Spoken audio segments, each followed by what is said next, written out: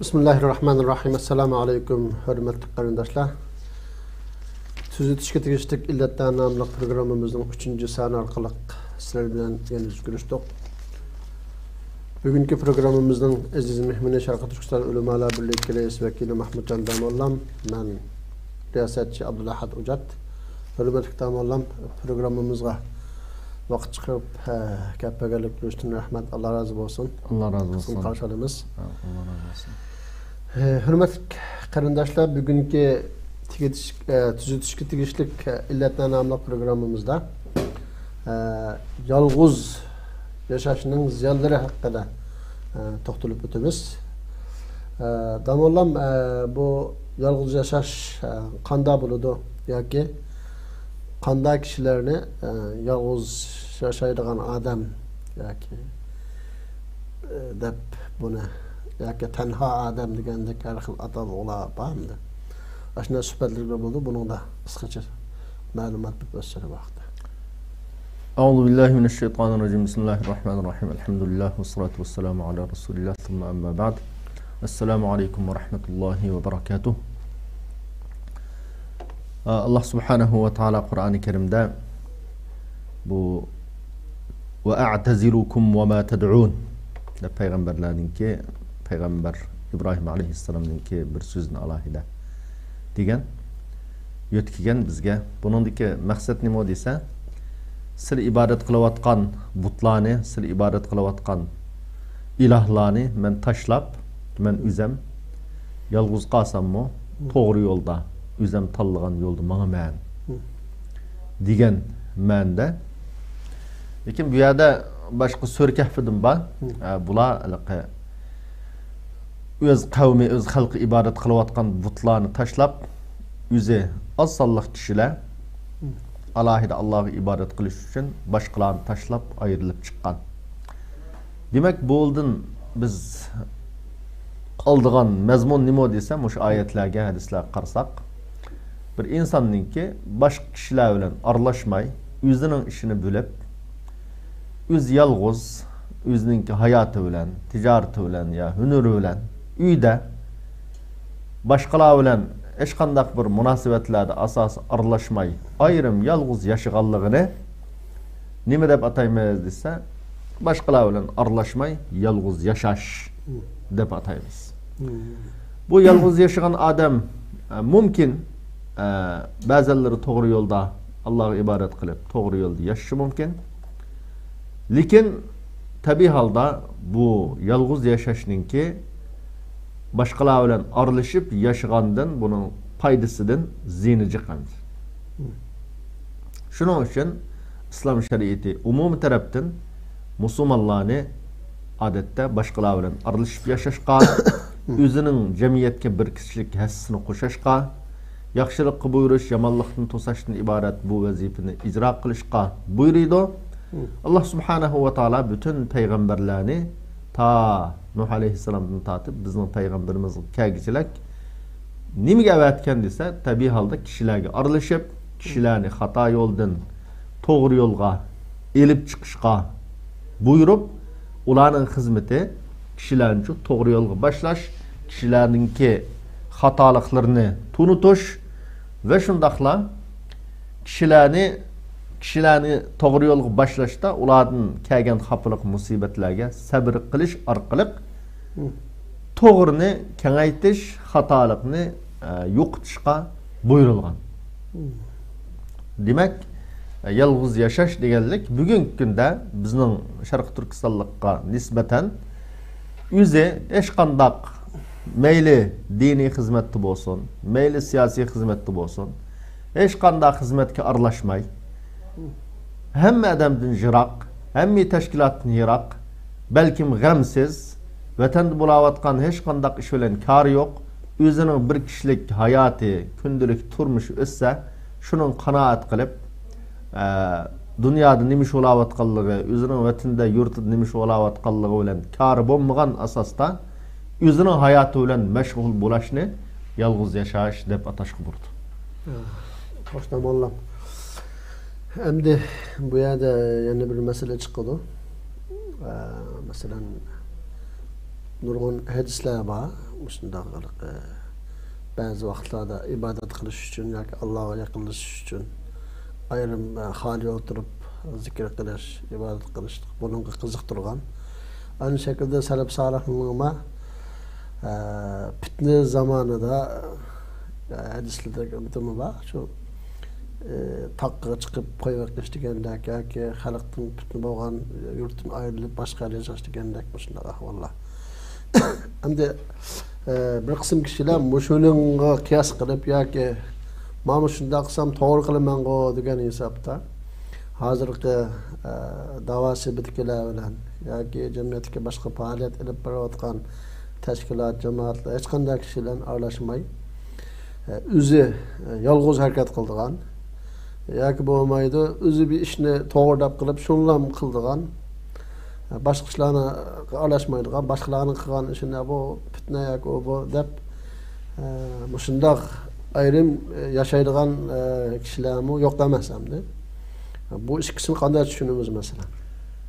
Umumiy biz dinimizningki yo'l yo'riqlar qaraydigan bo'lsak, to'g'ri yolg'iz yashashga qiziqtirgan Payg'ambar sallallohu alayhi vasallamning yoniga kelib, "Ya Rasululloh, amalning qaysi yaxshi?" degan vaqtda Alloh yo'lida jihad qilish degan.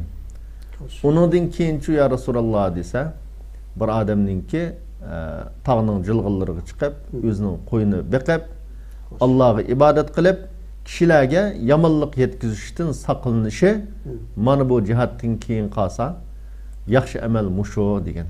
Yana bir hadisda shundaq bir kunlar keladi, bu kunlarda bir insonning eng yaxshi dasmisi nima desa, o'zining bir necha qo'yini taqqa chiqib beqib, shu yerda Allohga ibodat qilib, jamiyatdagi bo'layotgan fitna fasodda hech qanday narsaga aralashmay, boshqalarga yomonlik yetkazmay, mushundaq yashig'ini shu insonga nisbatan eng yaxshi dasmoyi musho degan hadislar bor. Mush mazmunda nurg'un hadislar bor. Bu tabiiy holda mush hadislarni bizga yetkazgan Payg'ambarimiz sallallohu alayhi vasallam boshqa yana nurg'un hadislarda "Al-mu'min allazi yukhalitu an-nasa wa yasbiru ala azahum khayrun min al-mu'min allazi la yukhalitu an-nasa wa la yasbiru ala azahum." Kishilarga aralashib bulardan yetgan azar, ba'zi musibatlarga sabr qiladigan mu'min, boshqalar bilan aralashmaydigan, aralashmagandan keyin boshqalarning xafalik musibatlariga uchramaydi aralashmagan odam degan. Bundaq odamdan aralashib sabr qilgani uchun afzal degan. Va shundaqla Qur'oni Karimda umumiy buyruqlar qarasak, "Va ta'awanu 'alal birri wat taqwa va la ta'awanu 'alal ismi val 'udwan." Sizlar yaxshilikda hamkorlashinglar, düşmanlikda, yomonlikda hamkorlashmanglar. Va shundaqla masalan Qur'oni Karimda "Kuntum khayra ummatin ukhrijat lin-nas ta'muruna bil ma'ruf va tanhauna 'anil munkar" degan shu islom ummatining yaxshi bo'lishining asosli sababininki bularningki yaxshi buyurib, yomonlikni to'sashdan iborat musibatning bular tepilganligi to'g'riliq nurg'un oyatlar bor. Va shundaqla umumiy nurg'un mu'minlarga xitob qilingan xitob buyruq nima desa, masalan "Ya ayyuhallazina amanu udkhulu fis-silmi kaffa, ya ayyuhallazina amanu ruk'u wasjudu." Yani umumiy buyruq hamda. İman etgan müminler ani qilinglar, mani qilmanglar. Dinga umumiyizlik kiringlar. Mush dinga umumiyizlik kiringlar degan buyruqning ichida tabiiy holda shu yolg'izlikni tashabbus qilgan buyruqmi bor va shundaqla umumlikni, jamoatlashishni, tashkilotlashishni tashabbus qilgan buyruqlarmi shu bor. Buni bir musulmon o'zining hayotida qanday tatbiq qilishi lozim desa, bir qism olimlarimiz boshqalarga aralashmaslikni bir insonning to'y qilishining hukmiga o'xshatgan. Ya'ni shariatda to'y qilishning hukmi 4 xil bo'ladi. Birinchisi normal holatda mubah, ya'ni durust ish to'y qilishning o'zi. Bu qanday odamga desa, to'y qilishga alohida ehtiyoji yo'q. Bir odamga nisbatan to'y qilish uchun mubah ish, durust ish. Ikkinchi hukmi yana bir odamga nisbatan sunnat. Bu adam men sünnetni icra qilay, Peygamberimning yaxshi ummati bo'lay, dunyoda fasodchilik chiqqan bir yomonlikdan saqlanib qolaman degan odamga nisbatan sunnat. Uchinchisi shu desa, to'y qilish vojib bo'lgan odam. Ya'ni qandaq bir odam to'y qilmasa o'zining bir xatolik chiqib qolishidan qo'rqsa, harom ishga kirib qolishidan qo'rqsa, Bu çağda bu adamın hakkını toy kılışının özü vacip. Dördüncüsü haram. Bu haram degenimiz nima o dese, bir Müslüman toy kıysa o xotinning hakkını berenmeydi. O xotinga zulüm kılıdı. Onun maddi ve manevi hakkını berenmeydiganlığı enek. Meyli doktorlarning tekshirishi orqali, meyli o'zininki ahvolini har adam o'zi biladi. Bunda adam bo'lib qolsa desa, xotinni elish haram deydi. Xuddi shunga o'xshagan musulmonninki boshqalarga aralashmaslik masalasi. Agar qachoniki bir musulmon mening boshqalarga aralashsam mening cho'qim foydam yetadi deydigan ishonchisi bo'lsa, bu chaqda aralashish cho'qim vojib. Men boshqalarga aralashsam, jamiyatda bir kishilik o'zimning rolini olsam, bu cho'qim ummatga foyda yetkazadi degan ishonchisi bo'lsa, o'zining ko'nglida cho'qim o chaqda shu vojib bo'ladi. Agar normal bo'lsa, mening jamiyatga foydam yetmaydi va shundaqli zinim yetmaydi deydigan qarashda bo'lsa, bunda odamning boshqalarga aralashib yashashi sunnat. Chunki Payg'ambarimiz sollallohu alayhi va sallam va butun payg'ambarlar, butun yaxshi mujohid katta qo'mondonlarning hammasi kishilar bilan aralashib yashagan. Agar qachoniki bir odam jamiyatga aralashsa, buni zinlam yitirgan hamda. Zinlam yitirgan musulmonlar ziyonliqkan bu odamning jamiyat kishilar bilan aralashishi, kishilarga azor yetkazdikan, urdikan, tillaydikan, yo mol mulkini o'g'ilib oldikan, bo'lib oldikan, bunda eski xo'yliq odam bo'lib qolsa desa, bu odamning jamiyatga aralashishi harom o'chaqdi. Payg'ambarimiz sollallohu alayhi va sallam bir odam Rasulullohdan kelib so'rgan vaqtda, "Ya Rasululloh, men nimaga buyuringlar?" degan vaqtda, "Sen manda yaxshi ishni qil, boshqalarga manfaat yetkazgin." Boshqalarga cho manfaat yetkazgan desa, men boshqalarga manfaat yetkazammisam cho, ya'ni yetkazadigan iqtidor ilmiy tarafdan men nodon odam, iqtisodiy tarafdan texcho iqtisodim yo'q, kambag'al, ya'ni boshqalarga manfaat yetkazadigan alohidilik menda yo'q degan vaqtda an takuffa sharraka anhum, ya'ni sen boshqalarga yomonlik yetkazmaganlikning o'zi sana nisbatan cho ash kishilarga manfaat yetkazganlik degan. Demek başkalarga yamanlıkni yetkizmeslik, yani bir insan özü başkalarga eskilik qilmaslikning o'zimi cho bir yaxshilik hamdir. Unda bo'lgan ekan eskilik qilishi, azar yetkizishi, fitna başkalarga zulm qilishi aniq bo'lgan bir insan boshqa jamiyatga aralashishi bu chaqda haram bo'ladi. Shuning uchun buni umumiy bir musulmon tabiiy holda aynı şekilde mesela o aralashsiz cennet tuzilgan adamninki aralashishi haram bo'lsa, aralashgan taqdirda foyda yetkazadigan, aralashmagan taqdirda yani anınki kishilarning unidan foydalanishi to'silab qilish uchun hamda boshqa ayrim yashab olsa, yani o vaqtda yana haram. Tabiiy holda. O'zi mesela millatga yetkazgan manfaatni millatdan mahrum qo'ysa haram o. Yani o yana haram.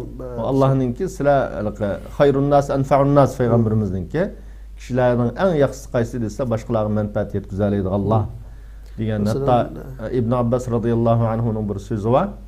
Masjid-i Nabaviyda e'tikof qilib o'ltagan vaqtda bir odam kelib, "Ey Rasulullohningki jiyani, mening menda bir hojitim bor" desa, e'tikofni buzib chiqib ketgan. Sirtqa chiqib ketgan. El odamning hojini ado qilish uchun. Keyin kirgandan keyin bu sen bu e'tikofni buzib chiqib ketding ya desa, bir musulmonning hojidan chiqishining o'zi Rasulullohning masjidida manchil e'tikof qilgandan afzal degan. Nima uchun desa, chunki e'tikofning foydasi shu shaxsning o'ziga bo'ladi. O'ziga bo'ladi. Ma boshqalarga manfaat yetkazish, boshqalarning hojidan chiqish shu desa, o shaxsning o'ziga manfaat yetkazganlik uchun va shundaqla qarshi tarafga. Bunun foydasi ikki tarafga bo'lganligi uchun bu har qanday shaxsiy ibodatdan bu boshqalarga foyda yetkazadigan ibodat, bu katta, bu ortiq buning mukofoti. Allah razı olsun ustoz. Endi bu mesela insonni yolg'iz yashashga olib boradigan omil yoki sabablar qaysi bu? Nima uchun shunday inson jamoatdan ayrilib, jamiyatdan ayrilib yolg'iz yashashga berib qoladi, bunun qanday sabablari var? Tabiiy holda buningki diniy sabablari var va shundaqla ijtimoiy sabablari var. Birinchisi diniy sabablar haqida to'xtalsak, yuqorida deyilgandek, bir qism musulmon degan bunda yolg'iz tog'larda ibodat qilib, fitna fasoddan yiroq holatda yursa yaxshi degan oyatlarni obdan bo'lish, uning aksida hamda başqa umumiy payg'ambarlarning vazifasi, mujohidlarning vazifasi, katta qo'mondonlarning vazifasi bo'lgan boshqalar bilan aralashib, boshqalarga yetaklash, to'g'rini tuntish, xatolikni to'sashdan iborat ma vazifani unutib qolish yoki ikki dalil o'ttirisini normal bağlab tushunolmay qolganlik sababdan yaxshilikni tanlab qoldiganlar bo'lishi mumkin, lekin men o'ylayman bugungi kunda bunday odamlar bak az endi. Ma'lum men fitna fasoddan yoki payg'ambarimiz manda yolg'iz ibodat qilgan odam manda bo'ldi debdikan, shuni men manda chunki taqqa verib qo'yib o'qiyotgan odam meningcha yo'q. Yo'q. Jangal verib yashayotgan odam meningcha yo'q. Lekin uyda yashayotganimda nurg'un odam. Bugungi holatda ko'pincha holatda buning sababi ya beparvolik yoki har xil sabab bo'lishi mumkin. Bu birinchisi. Ikkinchisi jamoat bilan aralashib yashashda nurg'un mas'uliyat var. Nurg'un eg'ir mas'uliyatlar var kishilarning o'ttirisida birga yashagan vaqtda. Bu mas'uliyatninki eg'irligi buning gadindagi qiyomat kunidagi so'riqining qanday ekanligini obdan o'ylayanmaslik, bundan g'afil qilib qolishadi. Nima uchun desa, kishilar bilan yashagandan keyin nurg'un vazifa keladimda. Kishilarning nurg'un ehtiyojli odamlar bo'ladi, bugungi kunda xizmatning taqozosi bo'ladi. Ya'ni umumiy yaxshilik buyurish, yomonlikni to'sash bo'lsin, yoki qiyinchilik qilib qolganlarni qutqizish bo'lsin, yoki siyosiy da'vo bo'lsin, bu nurg'un mas'uliyatni inson o'zining gadiniga elish lozim.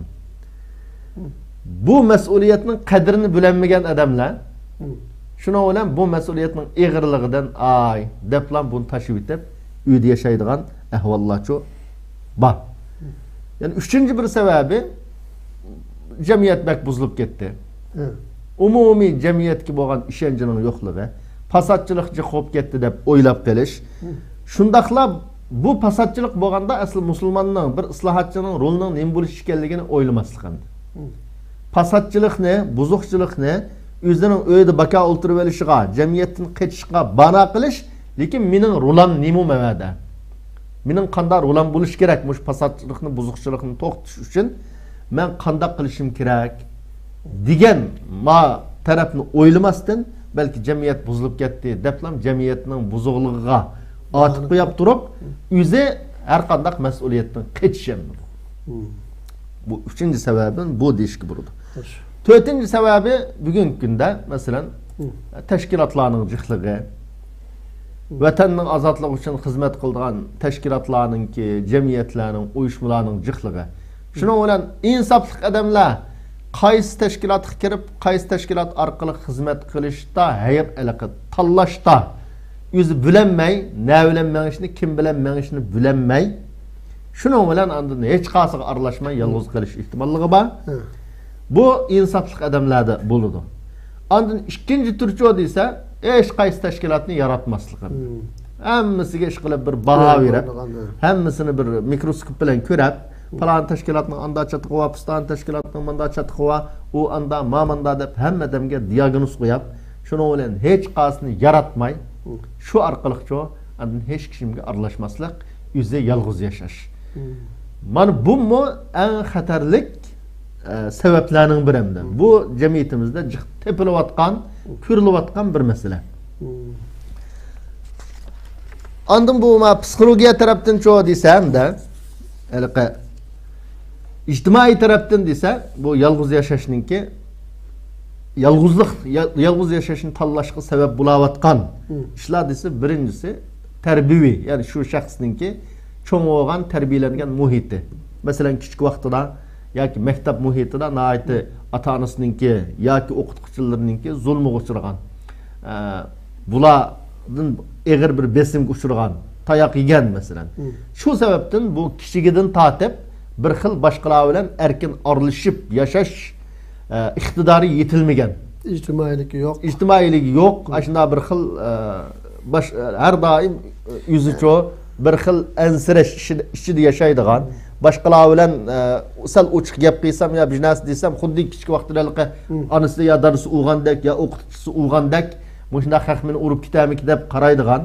Mana bu andan bu cho'ng'oga vaqtda bu odamni bir xil ijtimoiylikdan yalğız yaşaşqa, başqalar bilan aralashishdan bir xil ayminish yoki ensirashga elib borayotgan ijtimoiy birinchi omil deyishga bo'ladi.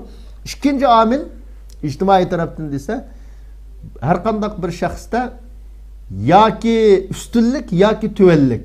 Ya'ni ustunlik deganimiz başqalarga umumiylik yaratmaslik ko'zi bilan qarash. Va bu odamlarga aralashib nim foydalatim men. Men degan manda odam tursam, masalan.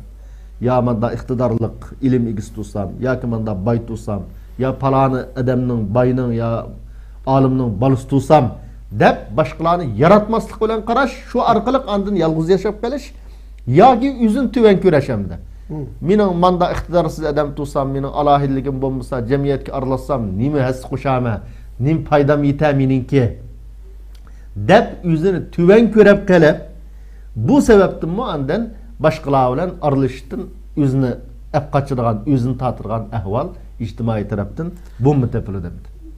Bu xildik adamlarni masalan ba'zi uchurtimiz hamda siz bilan bizning saviyamiz yoki boshqalarga o'xshash bo'lganligidan o'xshash ko'may amallar yoki boshqalardan masalan tuvan bo'lsa cho'nglarga xushomat qilishadigan o'zining tuvan odam bo'lsa izadigan unda tampon holatda boshqalarga ilib olmaydigan kishilar bor. Bu xildagi kishilarmi yana shuning jumlasiga kirishi mumkin. Bu shu hadis Payg'ambarimiz sollallohu alayhi va sallam kibr degan nima desa, takabburlik degan nima desa, buni tushuntirib, kibr degan haqni rad qilish, boshqalarni haqir ko'rash deganim.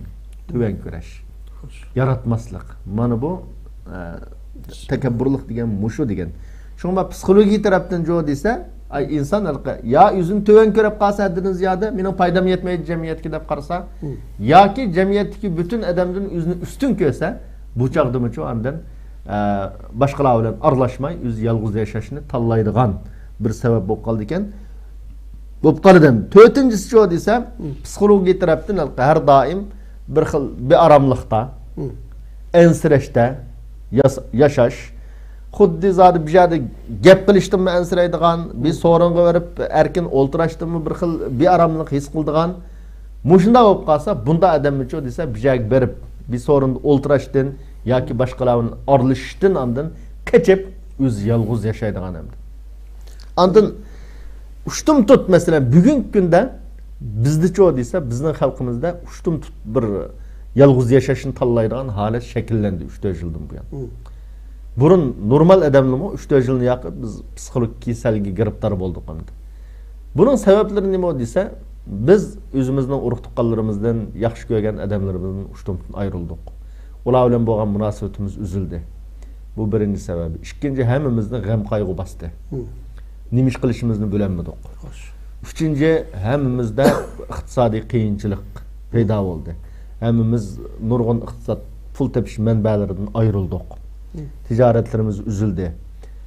To'rtinchi tarafdan andın her daim bir xil yomonlikni kuzatyapmiz hamda. Bugünkidek mujna bo'laversa, xalqimiz nim bo'lib ketadi. Yurtimiz bilan, ota-onamiz, urug' tuqqanlarimiz bilan ko'rishalamizmi yo ko'rishamizmi? Bu Xitoy manda gulnib taraqqiy qilib ketyapti deb kelgusidan qattiq, kelgusini qop-qora ko'rashamda. Undaqda kelgusiga qattiq umidsizlik bilan qarash. Mana bu mu nimaga olib bordi desa, bizda ushtum tut bir xil yolg'iz yashashni tanlaydigan, jamoatlashishdan yoki tashkilotlashishdan qechishga elib boradigan bir sabab bo'lib qoldi.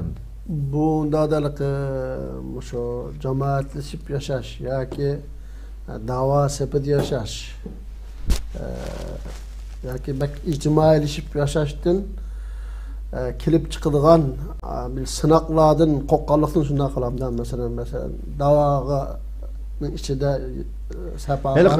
buningda mangan odamga cho'qim hamda bir sinoq keldi. Buningdan qo'rqqanlikdanmi yoki nimadan shunday qildi? Bu mundaqcha aytganda umumiylik umidsizlikdan. Hamma narsani qop-qora ko'rayotgandan keyin hamma narsa Xitoyninki gulnib ketishi, nurg'un dunyodagi davlatlarning jiqi Xitoy taraf turishi, bular mesela İslam devletleri ümit kutayotgan nurg'un davlatlarning Xitoy taraf turishi, qarshi bu tashkilotlar Xitoyning kuchiga selishtirgan vaqtda tashkilotlarga, chet eldagi siyosiy xizmatlarga qarsa bu yanıla imkoniyat nayt cheklik doirada nurg'un kishilarning kurishida nurg'un chechilang'uliqlar bor. Manda bo'lgandan keyin bir xil foydasiz qarashadi. Hamma ish qarta. Chet eldagi umumyuzli xizmatga qarta bir xil ahamiyatsiz. Ya bu ish bilan vatanni ozod qilg'in olmaydi. Bu ish bilan nima ish qilg'in o'lite deydigan bir xil kelgusiga bo'lgan ishonchi qat'iy yo'qolgandan keyin dushmanning maqsadi shu hamda asl amaliyotda. Dushmanning maqsadi bu aynan bizni umidsizlantirib yo'qotish hamda. Chet eldagilarni, vatanning ichidagilarni ashunda turmuq sulab o'ltirib yo'qotsa, dushmanni haddidan ziyada cho'ng ko'rish. So'ngra birga dushmanga qarshi chet ellarda tashkilotda talabadan qilinayotgan xizmatlarni kichik kurash buni yana oddiy sanash. Bunaqaning foydasi yo'q. Bu dushman cho'ng, buni qilaraydik deb masalan jild nechqatim namoyish qilish, nechqatim guvohlik ko'rib, ya uni qilib, buni qilib qanchalik ish bo'ladi. Bu bergan guvohlikqa, ya qilgan namoyishga yoki BDT'ning ya inson haqlari tashkilotining bu chiqarib qo'ygan bayonotiga Xitoy qilib tushamdi. Masalan, bu ish bilan qanday bizning bu masalamiz hal bo'ladi deb mushunda kelgusini qattiq qor ko'rgandan keyin bir xil qorong'ulik bularning hammasi shu desa ushtum tut nurg'un odamda bu psixologik shu kasal giribtor bo'lib jamiyatga aralashishdan, kishilarga aralashishdan, hatto o'zining hali yaqin uzun aralashgan do'stlarga aralashishdan qochirgan.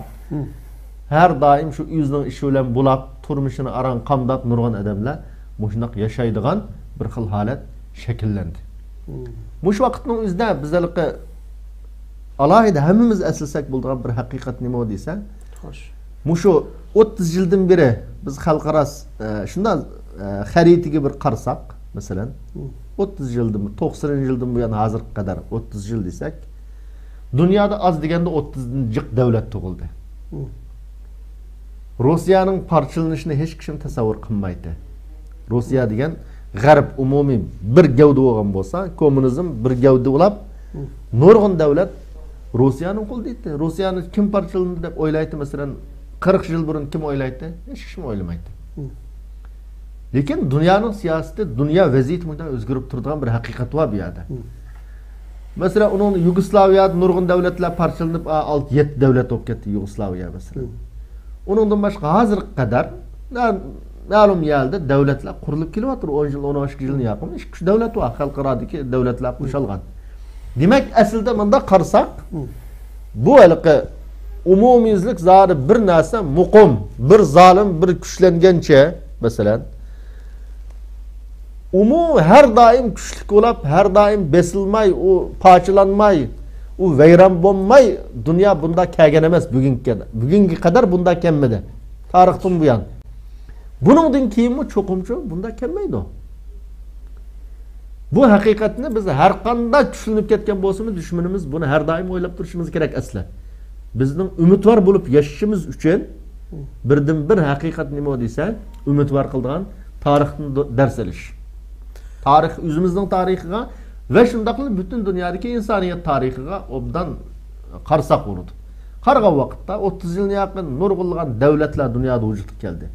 Buningdan keyin yanında davlatlar vujudga kelmaydi. Mushu bugun BDT'da bor davlatlar mushular zori qiyomat kunigacha boshqa davlat qo'shalmay buning soniga bunda o'tib ketadi deydigan bir qonun yo'q bu yerda. Xalqaroda bunda qonun yo'q. Allohning qonuni albatta bundaq emas. Zalim bo'lgancha vayron bo'lmay ketirgan ish yo'q. Fahal yuhlaku illal qawmuz zalimun Qur'oni Karimda zalimlarning halok bo'lganligi, tugishirganligi, vayron bo'lganligi bir tarixiy haqiqat hamda. Bunda bo'lgandan keyin buni har doim eslab turgan vaqtda ma yuqorida deyilgan haliqa qora ko'zoynak bilan qarashdan qutulish mumkin. Buni har qanday bir musulmon buni har doim eslab turish kerak. Savolning ichidan savol chiqib qoldi hamda. Masalan, hozir dedik, shunday Xitoyni cho'ng bildigan, shundan birga chet eldagi da'vo uchun qilinayotgan harakat xizmatlarini kichik ko'rganlar shunday yolg'iz yashash yo'lini tanlab qoladi dedik. Endi buningki shunday qilganining o'ziga qanday ziyni bor diniy tarafdan.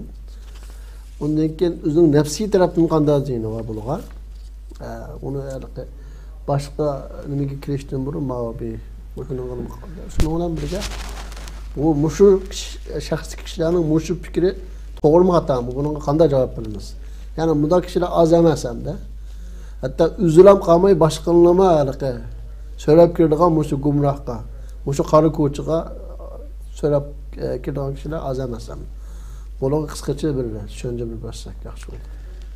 Birinci olap bu qarashdiki mushundaq har xil ashundaq kelgusini qar kuzayna ko'lan ko'rab bir xil umidsizlik ruhi bilan qarab bizning zodi tugashganimiz tugashgan degan odam buning eng birinchi tatirgan zini nima desa o'zininki bu shundoq qarash mo'minga loyiq sifat bu sifat emas. Albatta mo'minga loyiq sifat emas bu.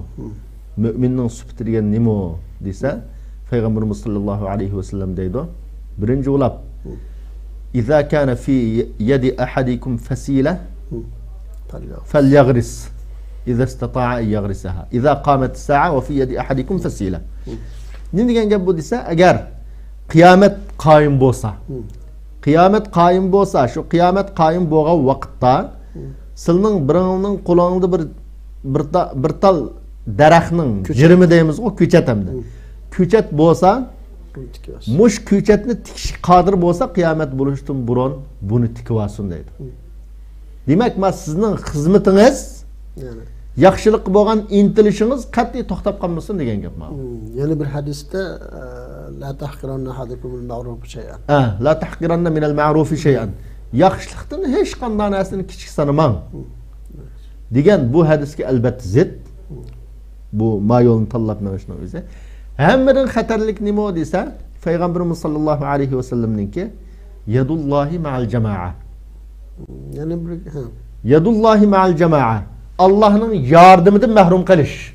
Agar bir odam mushunda yalg'iz yasha, unda qarkuzayna ko'lan qarab, eng birinchi ziyon nima desa Allah'ın yardımından mahrum qiladi bunda odam. Payg'ambarimiz Allah'ın yardımı, Allah'ın qo'li jamoati bilan birga. Allah ikki bilan yani ikki odam bo'lsa, uchinchisi Alloh ulab buning ikkisiga yordam berdi demak. الشيطان مع الواحد وهو من الاثنين أبعد. Her qandaq vaqtda bir insan yalg'iz qalsa, bu yalg'iz qalgan odam bilan shayton bo'ladi. Shayton agar bu odam ikki bo'lsa, bundan jiroq. Demak, ikkining o'rniga 3 bo'lsa, 4 bo'lsa, texmi shayton jiroqlaydi degan gap ma'lum. Xo'sh. Unda bo'lgandan keyin va uningdan boshqa hamda nurg'un Alloh subhanahu va taolaninki bizni iman keltirishga buyurgan Qur'oni Karimda oyatlar var. Bizning iymonimiz var şu oyatlarga. Allohning mu'minlarga yordam berdiganligi, mu'minlarni ustun qildiganligi, mu'minlarningki jamoatlashib yashashining vojibligi, birlikda yashashning vojibligi. Inna hazihi ummatukum ummatan wahida va ana robbukum fa'budun va ana robbukum fattaqun. Buningdan boshqa nurg'un Alloh subhanahu va taolaning buyruqlarini jamoat bo'lmay, tashkilotlashmay ada qilgan olmaydi. Cuma namazını cemaat olmay, uğun olmaydı. Heyet namazlarını uğun olmaydı. Cemaat namazlarını uğun olmaydı. Nurgun cenaz namazını uğun olmaydı. Nurgun ibadet o aslında cemaat olmaz, qiyğın olmaydı. Muşulanın hemisinden çoğu mehrum qaradı bu adam. İmani taraftan imanı acizlaydı. Şeytanı yakınlaşıdı. Belki şeytanın kurbanı bulup gidiyordu. Bu ameliyette körelgen bir hakikat. Biz nurgun adamınınki şunda yaxshi adamlarninki masalan har xil yerlarga hijrat qilib ketib, u ham bu yoqqa ketib, keyin yolg'iz qolganlikdan yaxshilik yordam beradigan adam bo'lmaganlikdan fasodchilikqa yordam beradigan adam chiqamdini ko'rib turdi har doim. Shuning bilan vaqtning o'tishi bilan shu o'zim buzuq yo'lga kirib ketgan, xatolashib ketgan, o'zining axloqidan, dinidan chetnab ketgan nurg'un adam bor jamiyatda. Buni hammamiz ko'rib turyapmiz. Mushu sababi nima desa, Payg'ambarimizning yadullohi ma'al jamaa. الشيطان مع الواحد وهو من الاثنين أبعاد degan hadisning amaliy ko'rinishi bu. Yolg'iz qolgandan keyin shayton ular bilan birga bo'lganligimda. Ana ikkinchi bir, ma birinchi zina bo'lsa, Allohning yordamidan mahrum qilish. Ikkinchi bir zina nima desa, yolg'iz yashagandan keyin bu inson o'zining tabiati, o'zining shaxsiyatini bilmaydi. O'zi masalan takabburlik varmı, shaxsiyatchilik varmı, masalan, yomon salbiy axloqdan, batırlık varmı, Qo'rqinchilik bormi? Masalan, bexillik bormi? Sehilik bormi? Nurg'un axloq bormi insonda? Bularning hammasi qachon oshkor bo'ldi desa, jamoat bilan, xalq bilan birga aralashib yashagan vaqtda oshkor bo'ldi. Bir odam o'zini nihoyatda botir ko'rishi mumkin, o'zini sehi ko'rishi mumkin, o'zini eng jur'atli ko'rishi mumkin, lekin maydonga kelganda cho'q qarsa, hech narsa yarmaydigan chiqib qolishi mumkin. İnsan jamoatning ichida bo'lgan vaqtda o'ziga kamchilikni ko'ralaydi, ortiqchilikni ko'ralaydi. Ortiqlikni nima qilalaydi yani. Shu payg'ambarimiz hadisda al-mu'min mir'atul mu'min. Yoki mir'atu akhi. Mu'min degan o'zining qarindishining ayniki. Ya'ni birsi-birsining ortiqchiligi, kamchiligini shu aralashgan vaqtda ko'ralaydi. Bu odam men yolg'iz yashayman desa, o'zining alohidligini nima, kamchiligini nima, qila oladigan ishini nima ishni qilolmaydi, hech nimani bilmaydi. Hech nimani bilmay yashaydi. Shu Umar roziyallohu anhu yanida yana bir odam haqida guvohlik bergan vaqtda, faloni hazab yaxshi odam desa, Umar roziyallohu anhu sen o adamni tanımsan degandikin, ha, yaxshi odam degandikin, sen uning bilan pul muomalasi qilib baqdingmi? Desa, yo'q. Bir yerga safarga birga berib baqdingmi? Desa, yo'q. Desa, undaqda o odamni sen tanımaydi ekansan deb javob bergan. Demak, bir insonning alohidligi, ortiqchiligi va shundaqli kamchilligi qachon oshkor bo'ldi desa, boshqalar bilan aralashgan vaqtda, boshqalar bilan og'vaga qilganda, iqtisodiy muomala qilganda, ondan cho kimligi haqiqiy oshkor bo'lgan ish mana shu. Uchinchi bir zini nima desa, bu shaxsiy bo'lgan zini nima desa, tabiiy holda hozir degandek o'zidagi imkoniyat, o'zidagi kuch-quvvatninki qobiliyatini baqo qilishadi. O'zidagi qobiliyat tabiiy holda bir inson har qancha qobiliyatli bo'lib ketsa, yolg'iz qolsa buni qila oladigan ishi cho'qim cheklik ko'rdi. Cheklik ko'rdi. Agar jamoatlashsa desa, boshqalar bilan hamkorlashsa, bu chaqda kichikkinam kuch bilanmi, kichikkinam iqtidor bilanmi nurg'un ishni qila oladigan bir vaziyat shakllandi. Chunki payg'ambarimiz man ahabba minkum bahbubatal jannah falyalzamil jamaa.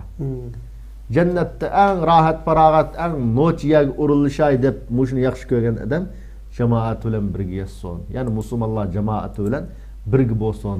Bunda yolg'izcho turolmasin deb alohida bizga ko'rsatgan. Ondan to'rtinchi yana bir muhim bu shaxsiy bo'lgan zina yuqoridim deyildi. Ümidsizlik. Bu odam yolg'iz qolgandan keyin, hamma narsani qora ko'zayna ko'rgandan keyin bu odam oxirida shu ümidsizlik bilan yashab tugaydi.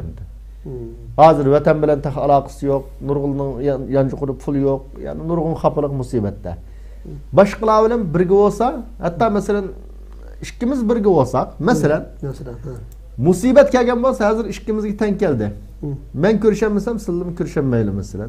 Boshqa qarindoshlarimizmi shu. Bu birsi-birsimizga biroz tasalli bo'ldi. Xafaliqga yolg'iz men emaskanman degan bir haqiqatni bilamiz. Bu cho nima bo'ldi desa, tasalli bo'ldi birsi-birsimizga nisbatan. Va shundaqla birsi-birsimizga nisbatan sabr qilishga tashabbus qilamiz. Tirishchanlik qilib, ma bugungi zulm, ma xafaliqdan qutuldi deyishimiz. Ya'ni bu yerda birsi-birsimizga tasalli berishdi bo'lsin, hamkorlashib xizmat qilishdi bo'lsin. Umumiylik ham birlashganninki foydasi cho'qim bizdagi umidsizlikni yiroqlashtirishga, vujudimizdagi qoplab ketgan bu umidsizlikdan qutulishga alohida ahamiyati bor. Biz o'zimizni masalan jiq odam bijaga bir namoyish chiqsaqmi-cho bir xil kuch-quvvat his qilamiz hamda. Voy men yolg'iz emaskanman, biz yolg'iz emaskanmiz. Voy nurg'un odam masalan o'shkinchilardagi faoliyatda, ya'ni dunyoning hamma yerida Sharq Turkiston Cumhuriyetini tabriklash kuni o'tkazildi. Videoni ko'rib masalan nurg'un odam umidvor bo'ldi. Nurg'un odam masalan alohida mushundan hammamizligida xursand bo'ldik. Dunyoning burun masalan o Sharq Turkiston deb namoyish olmaydigan, haqli chiqmaydigan nurg'un davlatlarda haq chiqdi. Alohida mushkullarni tabrikildi. Bularning hammasi shu xalqqa nisbatan umumiy bir xil umid bag'ishlaydi. Lekin bu yo'ldan qochgan odam, bundaq faoliyatlardan qochgan, bunda odam cho desa, umidsizlik bilan tugishidi, umidsizlik bilan hayoti oxirlashib qolish ehtimollari nihoyatda zo'r hamda. Ustoz endi yuqorida masalan yolg'iz yashashninki shaxs yoki jamiyatga qarata ziyonlari haqida to'xtalgan bo'ldik har holda.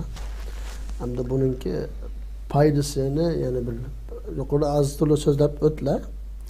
Ammo buning ba'zi yana so'zlanmagan foydalari bo'lishi mumkin.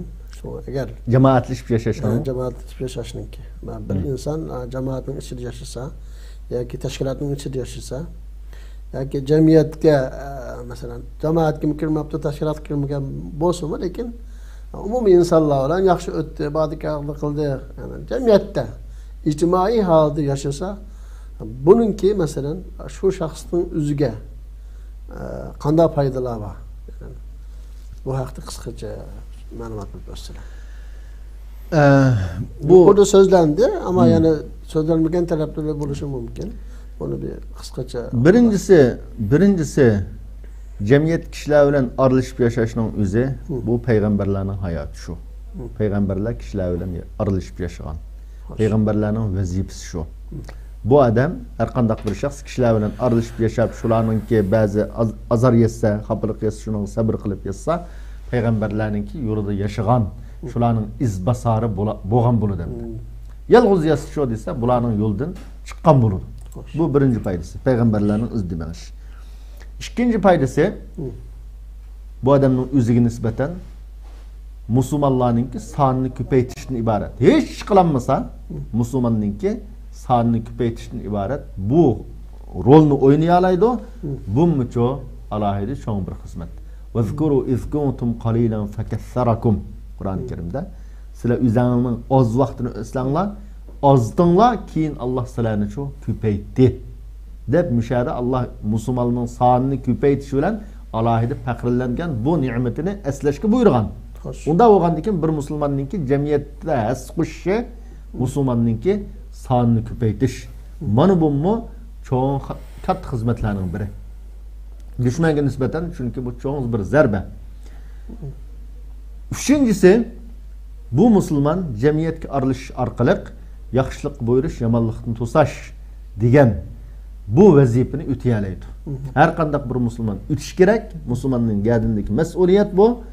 Bu mas'uliyatni o'tashning o'zi qachon vujudga chiqadi desa, kishilar bilan aralashgan vaqtda ondan chiqadi. To'rtinchisi, kishilar bilan aralashgan vaqtda bu inson o'zidagi alohidalikni bilalaydi. O'zidagi ortiqchilikni bilalaydi. Ortiqchilikni o'zining va jamiyatining foydasi uchun ishiltishi, bu orqali o'zining kamchilligini bilalaydi.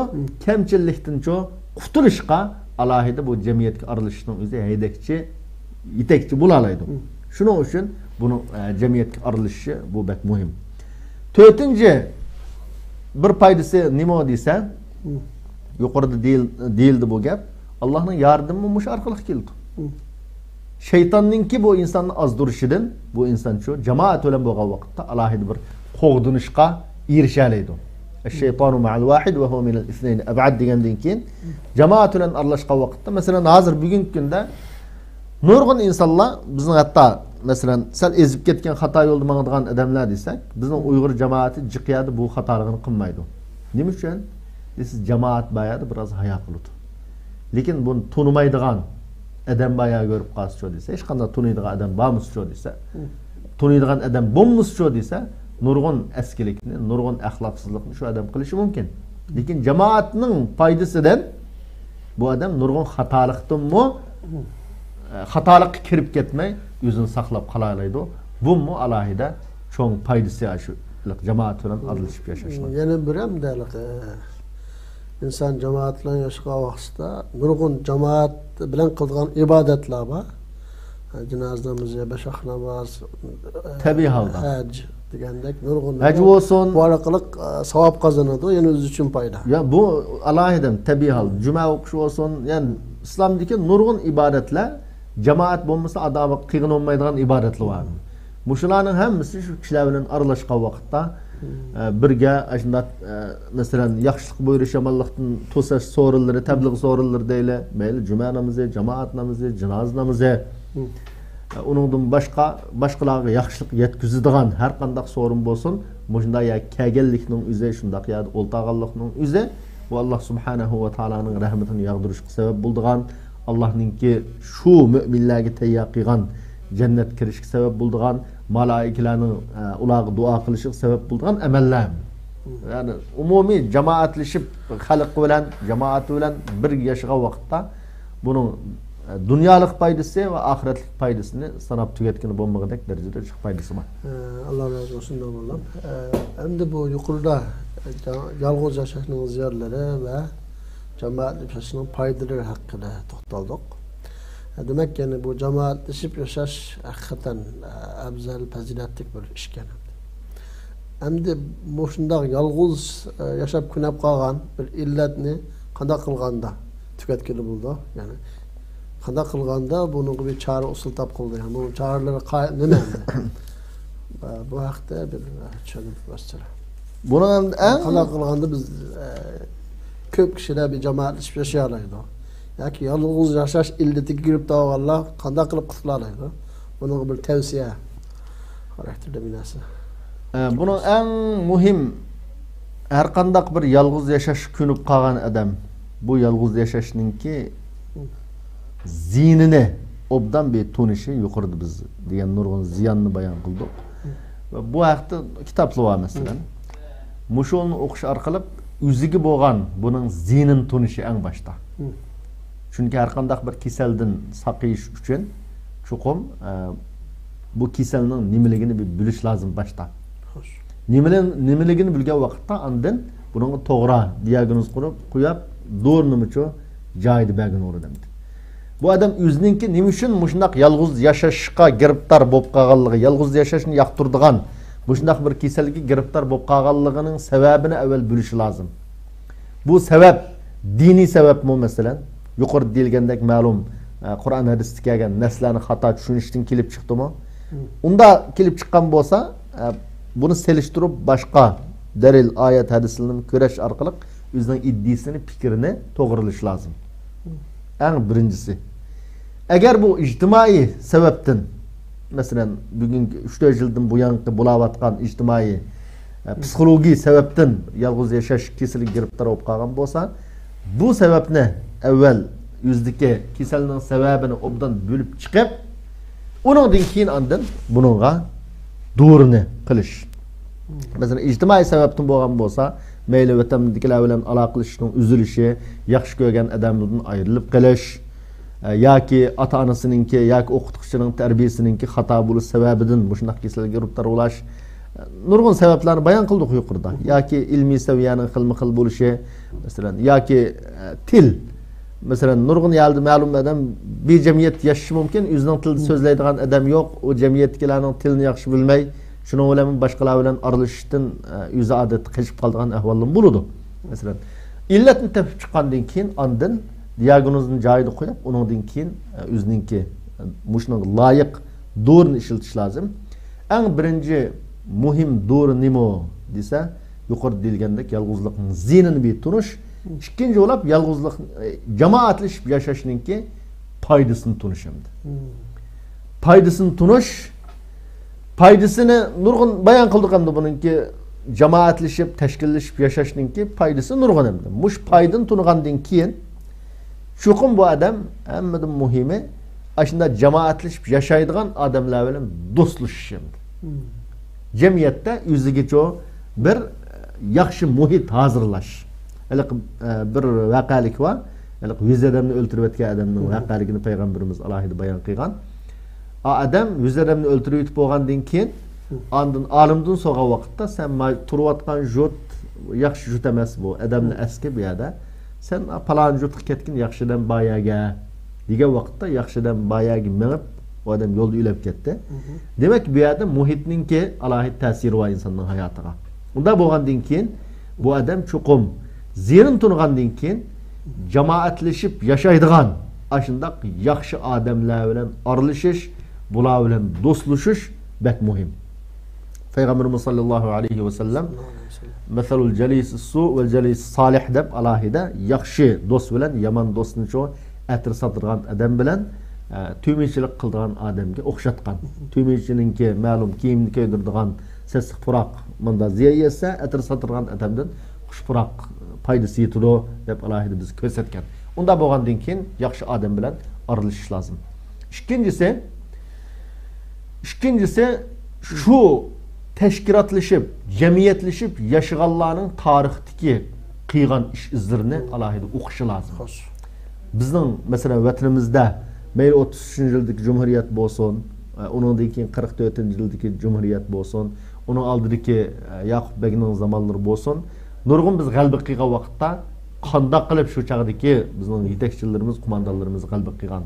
Chuqum Qashqardagi mujohidlar bilan Xotan mujohidlari birlashgan vaqtda, andin Mayandin Xo'jina Zajim birlashgan vaqtda bu g'alaba qo'lga kelgan bo'lsa, keyin masalan ma'lum mayli Xo'jina Zajimning tarixda deyilgan bo'yicha desak, Xo'jina Zajim mayli aldangan bo'lsin, mayli qanday sababdan bo'lsin, bu hokimiyatdan, bu cumhuriyatdan biraz vaz kechib o'lkalik hukumatning raisi bo'lib ketib qolganligi, ya'ni bu yerda kuchning payashlanganligidan, gapning o'chig'ini qilgan vaqtda jamoatning payashlanganligidan bu cumhuriyat yo'qolgan endi.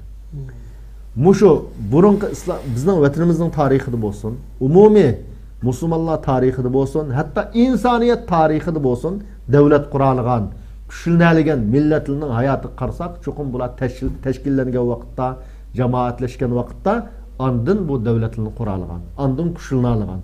Kechirang'i holat bo'lsa, cho'qim bular ziyon tortgan. Unda bo'lgandan keyin shularning tarixini o'qish, shularning ish izlarini o'qishmi har qanday bir insonni cho'qim men jamoatlashmasam, tashkillanmasam bo'lmaydi ekan. Mening bir kishilik foydam yetish uchun ham o'zimmi hayotda, oxiratda g'alaba qilishim uchun jamoatlashib yashamasam bo'lmaydi ekan degan yerga cho'qim ekirdi. Bu ikkinchi haydakchimda bizning jamoatlashib yashashga undaydigan. Uchinchisi, ya'ni kasaldan qutulishning ikkinchi sababi. Uchinchisi nima? Degan vaqtda har qanday vaqtda yolg'iz yashagan odam cho'qim o'zininki musulmon qarindoshlarini, vatanning davosini qilayotgan da'vogarlarni o'zining yolg'iz qo'yayotganligini, ularning kuch qo'shmayotganligini o'ylash lozim. Ularning kuch qo'shmagandan keyin lamcho nima bo'ladi desa, shaxslarni ya tashkilotni yo'qotish ajoyib osonlashadi. Yo'qotish osonlashadi. Endi ko'p odam qo'llab turganni yo'qotmaydi dushmanmi? Qanchaki har qanday bir tashkilot, har qanday bir da'vo, xizmat oldidagi, xizmat ichidagi kishilarning soni ozlagan sari, bularning ta'siri ozlagan sari dushmanning bularni yo'qotishi uchun osonlashadi. Shuning uchun har qanday bir odam o'zining cho'qim bir kishilik hassasini qo'shishninki naqadar ahamiyatli ekanligini alohida eslash lozim. Odam muhim. Nurg'un odamlar deydi, masalan, hozir iqtisod o'z ani qiltoq, qural bo'lgan bo'lsa, ma'ni qiltoq, o'chi bo'sh deydigan gap chiq. Bularning hammasi bo'lashib tegishlik narsa. Lekin buning oldida turadigan nima desa odam. Yaramliq odam bo'lgan vaqtda, irodalik odam bo'lsa, qolgan narsa cho'qim bo'ladi. Shu Umar radhiyallohu anhuninki sahobalar bilan o'ltirib deyishgan bir gapi bor. Sizlar bir nima arzuinglar bor deb baqsanglar desa, sahobalar qo'pab, voy mening maishlak pulim bo'lsa, Alloh yo'lida bu pulimni xarjlasam, ani qilsam, mana qilsam. Jiq odam manda pulim bo'lsa, manda pul xarjlasam, Alloh yo'lida manda jihad qilsam, jihad qasd qo'shsam, masalan. Ya Alloh yo'lida kambag'allig'i manda xarjlasam, u bu deb mush gapni qilgan. Umar radhiyallohu anhu desa, "Uze mening arzoyim nima desa, mening arzoyim Abu Ubayda ibn Jarrahdak va palandek deb uylab ketgan katta qo'mondonlarni.